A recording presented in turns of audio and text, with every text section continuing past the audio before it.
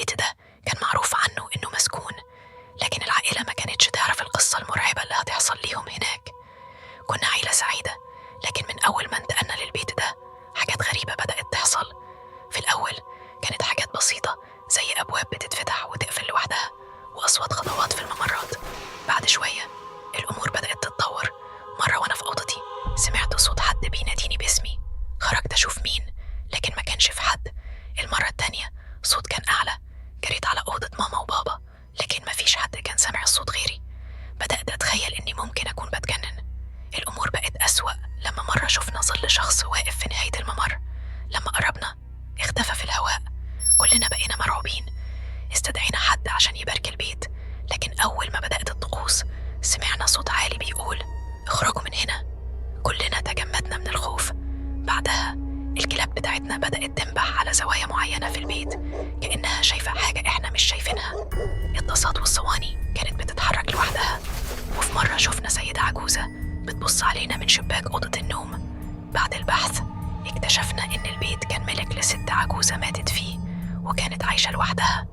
قررنا نسيب البيت وننقل مكان تاني. بعد ما سمعنا القصة من الجيران عرفنا إن كل اللي عاش في البيت ده حصلت له حاجات غريبة. البيت ده لحد النهاردة فاضي ومحدش بيجرؤ يقرب منه.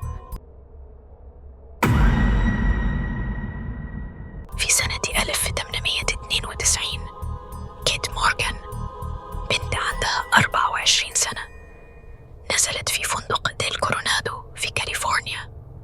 القصة دي بقت واحدة من أشهر قصص الأشباح في أمريكا. وصلت كيت الفندق في عيد الشكر وكانت باينة عليها الحزن والوحدة. قالت للموظفين إنها مستنية حد ينضم ليها، بس محدش ظهر. بعد 5 أيام من وجودها في الفندق لقوها ميتة بعدما أطلقت النار على نفسها في دماغها. كان الحادث مرعب ومفيش حاجة كانت بتحدد هويتها، فالبوليس نشر أوصافها في كل البلاد. بعد موتها بدأت تحصل حاجات غريبة في الفندق. الزوار والموظفين شافوا نشاطات غير طبيعية زي الأضواء اللي بتتذبذب وتغيرات مفاجئة في درجة الحرارة وأصوات غامضة.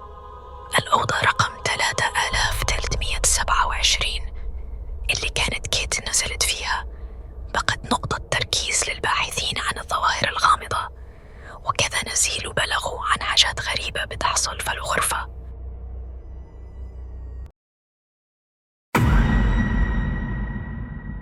في إحدى القرى النائية في مصر كان في بيت قديم ومهجور، وكل الناس في القرية كانت بتقول إنه البيت ده ملعون. بيت قديم من أيام زمان ومر عليه سنين طويلة بدون ما يسكنوا حد. الحكايات حول البيت ده كانت مرعبة، والناس كانت بتحكي إنه في حاجات غريبة بتحصل جوه البيت. في يوم من الأيام عيلة جديدة انتقلت للقرية، وكانوا قرروا إنهم يشتروا البيت القديم ويجددوه عشان يعيشوا فيه. العيلة دي كانت مكونة من أب وأم وأولادهم ال3. الكل كان متحمس للانتقال، لكنهم كانوا مغفلين حقيقة البيت. أول ليلة قضوها في البيت بدأوا يسمعوا أصوات غريبة، أصوات خافتة كأنها همسات، وأحيانا كان في أصوات صرخات بعيدة. في البداية اعتقدوا إنهم بيسمعوا أصوات الرياح، لكن الأصوات كانت بتيجي من داخل البيت مش من برا. الولد الأكبر أحمد كان عنده فضول قوي، فقرر إنه يستكشف موضوع الأصوات. فمرة من المرات لقى في الطابق العلوي باب مخفي ورا ستار. لما فتح الباب لقى نفسه في غرفة ضلمة، بس كان فيها مروحة قديمة وكتب مبعثرة على الأرض. الكتب دي كانت مكتوبة بلغة قديمة وكان فيها رسومات غريبة. أحمد كان بيحاول يفهم محتوى الكتب، لكن كل ما يقراها يحس بصداع شديد، وفي نفس الوقت كان يبدأ يحس بشيء ثقيل على صدره وكأنه في حد بيضغط عليه. الأم بدأت تشوف كوابيس عن البيت، وكانت تحلم بظل أسود كبير يقف على أطراف سريرها. وكانت الأحلام دي متكررة، وفي كل مرة كانت تحس إن الظل ده بيقترب منها. الأب قرر إنه يستعين بشيخ عشان يفهم إيه اللي بيحصل. الشيخ لما دخل البيت قرأ قرآن وصار يردد آيات محددة. خلال القراءة سمعوا أصوات صرخات عالية واهتزازات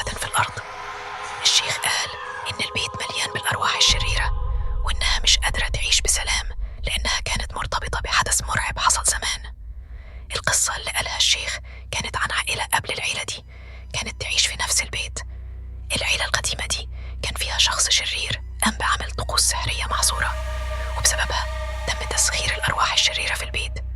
العيلة الجديدة بدأت تشعر بالخوف الكبير وقرروا يتركوا البيت بسرعة. وبعد ما مشوا البيت فضل مهجور تاني، بس حكايات الناس عن البيت كانت بقت أكثر رعباً، وكل اللي يمر جنب البيت كان يحس بشيء غريب، وكأن العينين السوداء